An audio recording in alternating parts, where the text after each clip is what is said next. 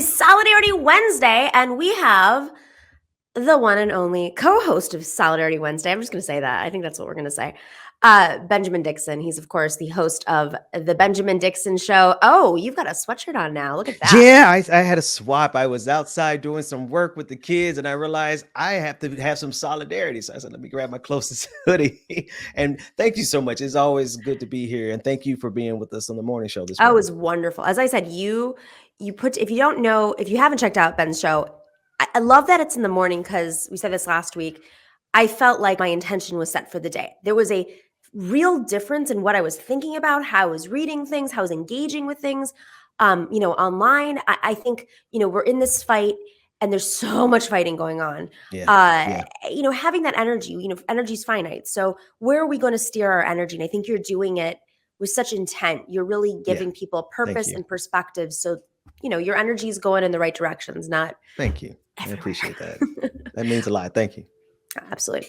So, I mean, I look at energy on this note as a weapon. It can be a weapon, a good weapon and a bad weapon, right? If you movement energy in particular, you could use it to defend yourself, to go after actual enemy, but you wouldn't go shooting a gun around all over the place every time somebody pissed you off, right?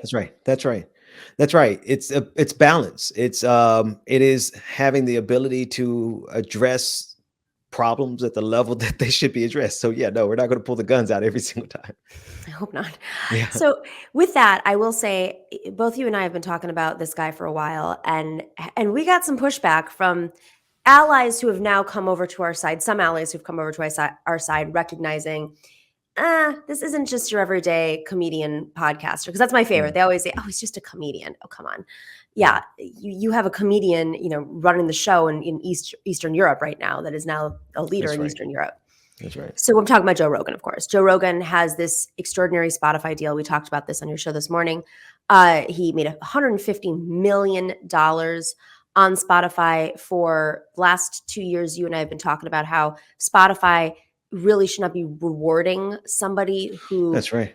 is so reckless with how he talks about issues, and he has no editor. But they always claim cancel culture. So here's another one. He's such a victim of cancel culture. The musician Neil Young. Neil Young has said that he demands Spotify remove his music, Neil Young's music, over false information about vaccines that, of course, Joe Rogan has been spewing. So basically, it's either me or Rogan, and they responded to late last night, Spotify, and removed a couple hundred different episodes of Joe Rogan. Like that's some sort of compromise. Is it just about the vaccines, or is there something else going on with Rogan? Like, is that enough? So tech culture is bro culture with very few exceptions. Actually, my corporate career was in with a tech company, a marketing tech company, and it was very much bro culture. That company I vouch for, they're good. Joe Rogan is benefiting from the bro culture of Silicon Valley and the fact that it is not only embedded in society at large, but even in the technology itself. The algorithms lean towards not only fascism, but like that quote unquote bro culture, which allows them to kind of just brush it off and say, oh, he's just a comedian, and that we should just laugh, and we should just. It's probably one of the most insidious forms of cover fire is when you just brush somebody off as like a dumb bro. Howard Stern, I love that he responded to this, because when you say dumb bro, it's like, oh, boys will be boys. Boys will be boys. That's right. Really, boys can be toxic and hurt each other and hurt others and bully women and other folks as well. But Howard Stern, he's imperfect himself, but with that being said, Howard Stern has a ginormous audience. He changed the way this industry works, paving the way for someone like Joe Rogan to have a spot at Spotify. Of course, he basically subsidized SiriusXM for a while. Let's just play his response to this whole debacle. Then he's not. I don't think he's for censorship. I don't think Neil Young is for censorship. I just think he's saying, look, I don't want to be part of this organization. Because if my music is helping people bring people to the table, and then they're spreading something as lethal as don't take the vaccine, do this. That makes sense. I'm against any kind of censorship, really. I really am. I don't like censorship. But when you're talking about life and death, like poor Meatloaf got sucked into some weird fucking cult. Wow. So they do say this. They say anytime there's pushback against them, you're censoring me. That's right. That's right. They have this sensation that any inconvenience, the mildest of inconveniences, is oppression. And really, I do appreciate the Howard Stern clip. It is good to hear him like unapologetically wading into the side of the conversation for reason. People are dying. We're coming up to 1 million people dead in this country, and we still have Joe Rogan, and actually it escalated. I saw on Fox News, I don't know if you saw this clip with Tucker Carlson last night, where the guy was just basically saying, don't take the vaccine. It's dangerous, blah, blah, blah. I have to be careful what I say because YouTube algorithm will find us, but Spotify can't seem to find Joe Rogan. That's exactly it. And this is, well after employees at Spotify have voiced outrage and frustration that they're working for a company that enables this. He goes unchecked, while of course others do remain checked or do not receive that type of boost or support. But we talked about that this morning. What this signals to me as, this is a guy who was given an opportunity, because every time you're talent and you get a contract like this, it's a deal and your labor is worth money, but it is also an opportunity because you're given a platform, and for him in particular, $150 million. He's not a journalist. He's barely even a successful comedian. He's a personality who built a podcast very effectively off of relationships with comedians and people he had in that industry. And it took a turn. But now, when there's the slightest bit of pushback, it's you're censoring me, and his friends that he has on, Alex Jones. We're going to play this clip of Jordan Peterson. My sense of this is it's really like a form of supremacy. Like, they are not used to people pushing them back, whether it's folks angry that they're spewing misinformation and falsities for whatever group's agenda, or worse, I don't want to take the vaccine because stop telling me what to do. The most sensitive. I don't mean to cut you off, but as you're talking, I just hear this. The most sensitive people in the world are conservative white men. They just can't handle anything. I mean, can you imagine them having to go a day in the life of a woman and having to handle pushback? I just think pushback is a normal course of life that a lot of conservative white men have never had to deal with. So of course they feel like this is oppression. I'm so glad that you say that, because they also have a lot of opinions about other people who come from marginalized communities. And of course, I'm talking about Jordan Peterson's take on Michael Eric Dyson. Yeah. I can't even with this. I can't wait to hear your response. Let's play that clip. Who you ask, either you're a voice of reason and rationality and personal responsibility, or you're a voice of intolerance and bigotry and anger and hateful sexual oppression. What did Michael prejudice, Eric Dyson call you? A mean angry white man. And a mean angry white man. Yeah, hilarious. Yeah. You're not mean at all. Yeah. That's what's dumb about that statement. You're not mean at all. I am white. That's a lie too. I'm kind of tan. And he was actually not black. If you're tan, he was sort of brown. Because I'm darker than you. Yeah. That's ridiculous. Yeah. But neither of us are white. Well, I'm Italian. And mostly. He was brown, not black. Well, isn't that weird? Yeah, it's really weird. The black and white thing is so strange because the shades are so tan and brown. There's such a spectrum of shades of people. You're talking to someone who is like 100% African from the darkest place where they're not wearing any clothes all day, and they've developed all that melanin to protect themselves from the sun. Even the term black is weird. And when you use it for people that are literally my color, it becomes very strange. Yeah. This is true. It's like, I hope that one day I could get paid as much to be so dumb. I hope as I lose my age and start aging and I start forgetting things and I start messing up facts and stuff, I hope I can get $150 million to be as inaccurate and ignorant as those two clowns right there. And Jordan Peterson, a New York Times bestselling author who has the intellectual integrity. I mean, I don't even know who to compare him to. Who do you compare a guy who seamlessly goes between presenting himself as an empiricist, and then he goes soft on, oh, well, structural concepts or constructs aren't really a thing. What is black? What is blackness? I have time. Well, you know, and then this is exactly they're it's like, what is blackness? What is history? What is Italian? Listen, for the fact that Jordan Peterson's like, I'm darker. Your name is Peterson. You got a tan today. You think that you're being oppressed. You think that you're part of some systemic oppression that goes back to when enslaved people were taken from their homes to go work for white supremacists and beaten and killed. And come on, is this kid? Look, but this is the whole thing. Yes, this is the whole thing with them. It's like this is how Joe Rogan does what he does. He just slid into the national conversation, not only ignorance, but also a very insidious tool.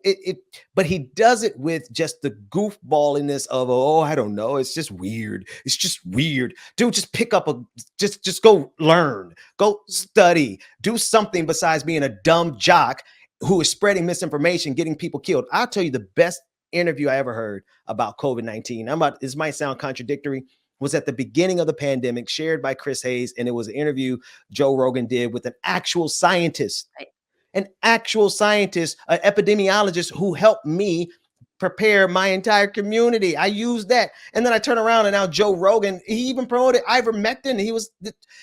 Is the money, he doesn't need the money though. That's the thing. He has $150 million. So he's not even doing it for the money. I think I don't know what's in his psyche, just like I don't know what's in Kirsten Sinema's psyche. I don't know what it had. There's a point where narcissism goes off on its own path, but he clearly does pick people to come on his show with intent. You know, he's not having socialists on now. You know, a few months ago, it was about having Crystal and Sagar on, and oh, they're so great. They're such great friends. Oh, that's interesting. You might be pulling a little bit of left audience there, and you're being political. But the majority of the folks, it's Jordan Peterson, it's Elon Musk, it's Alex Jones. I'm sorry, if Alex Jones is a regular on your show, what kind of human are you? And why is this happening? It's not just like these are people I have on because we want a diversity of opinions. It's not a fair debate. You're not debating them. You're Joe Rogan. If you have Jordan Peterson on with you or me, he's going to get a completely different conversation. That's right. He's going to actually get a conversation, right? This is the thing. I'm not sure what happened to Jordan Peterson. At least when he first came out, he was able to pretend as though he was intellectual. Now he's just, he's out here like he's having a hard time with meth. Well, he did go to that retreat or something, and he's been living off of meat for the last 6 years. You know, on that note, I do this dynamic, which is, I think, fascinating. I'm curious to hear your take on it. The dumb guy, the dumb jock. I'm just a guy. What do I know? I relate to you. I'm Italian. Like, what do you like? I have no. This is weird.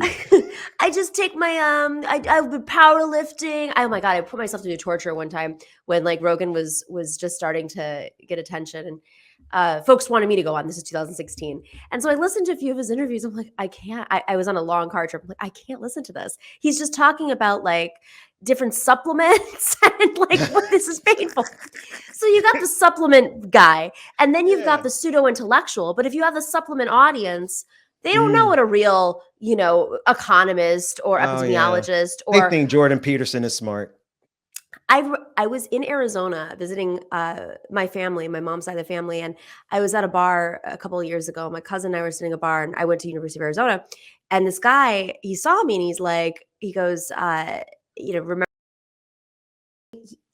sometimes this happens. It probably happens to you too. Sometimes when you get outside of your echo chamber and people recognize you, this guy actually knew me, but they'll recognize you. It takes me like 3 sentences. I realize they recognize me because they're trying to pick a fight with me. And I'm like, what is this? They'll see me from Fox News and I'll be like an airport. But this guy knew me and he knew what I did. And so, you know, he's being really nice. And then he starts debating me and I'm like, I have no time for this. Like if I'm going to get this out of my system, I'm going on Fox News. It's not going to be with like the random guy. That's right. Then he goes, I don't know how we got to Jordan Peterson, but he goes to me. He has a master's degree, by the way. Jordan Peterson is the smartest man on the planet. Okay. It's a real human who has a master's degree. But it was such a wake-up call to me. I'm like, oh my God, what kind of work do we have to do to bring these people back in? And of course, this is somebody who's like a get-rich-quick guy too on top of it. Right. Go ahead. Sorry. No, I was just going to say, because that reminds me of Elon Musk, right? So many people think that he's smart. He's just got money. But I digress. Go ahead. I'm sorry. Elon Musk didn't invent anything. He didn't invent anything. Yeah. That's right.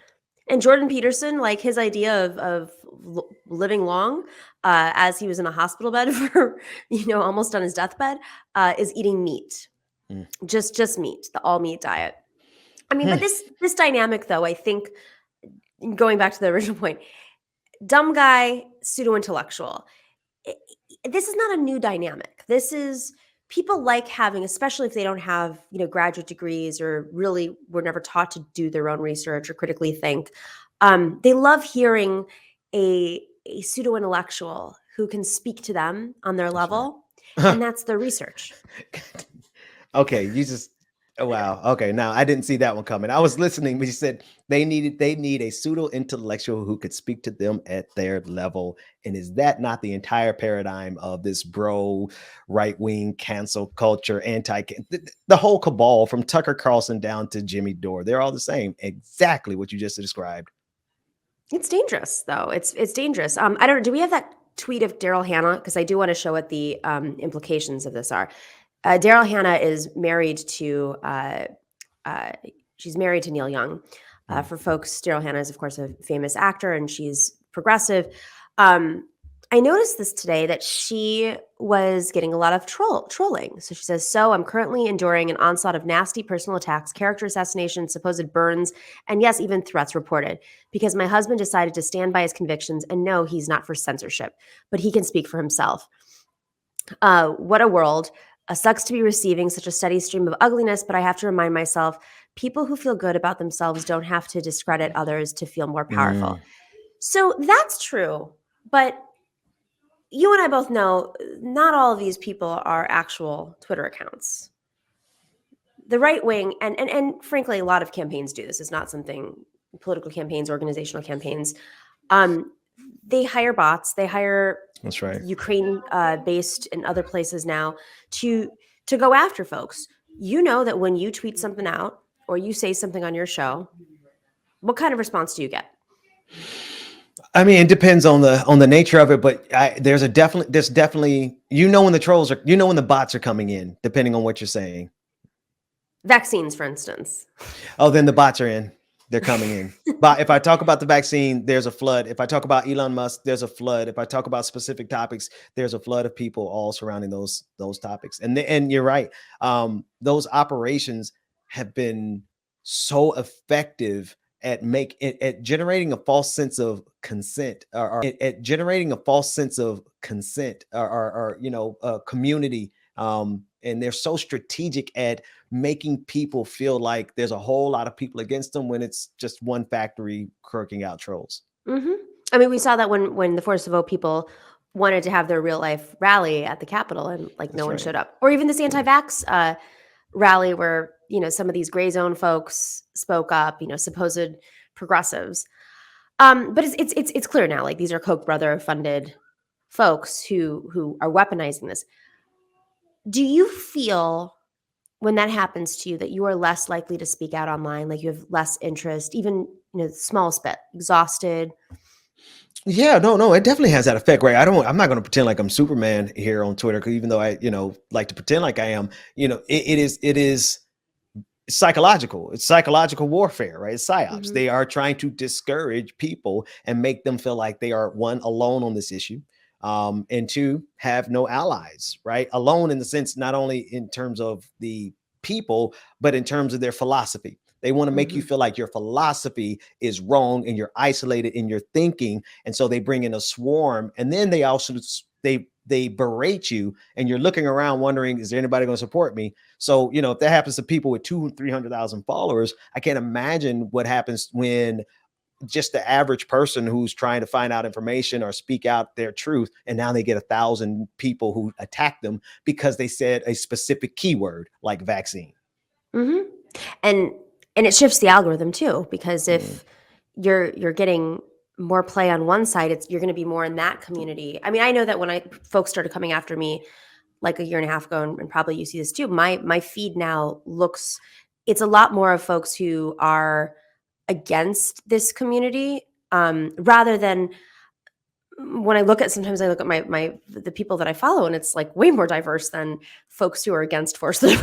It's you know what I mean? I follow journalists, I follow leaders, I follow artists, and I never see them pop up. So it also kind of changes your perspective, even if you don't respond to them. That's right. That's right. It makes you back off it. And that's your strategy. Again, but what I found, and I guess this is dovetailing wonderfully in our conversation.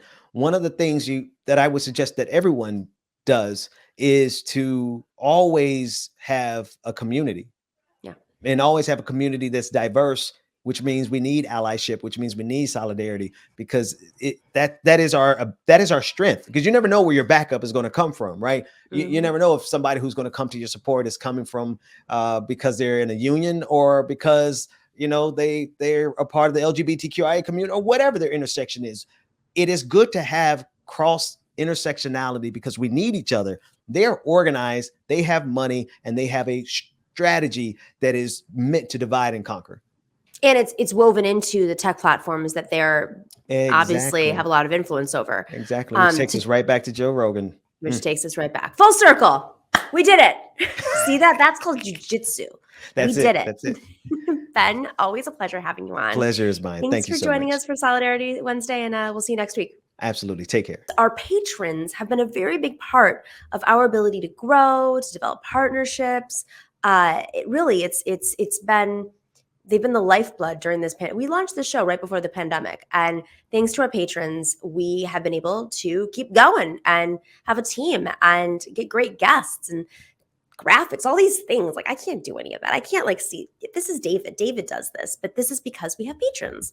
So if you're not already a patron and you're able to be one, join us at patreon.com/The Nomiki Show. They're all different levels. We also have some swag in there. We had to do this organically. We are independent, truly independent. No one gave us a list. It was really just through this progressive, independent word of mouth. So if you can, show us some love, and keep in mind, there are not a lot of women in the indie media. So you're supporting a women-run show.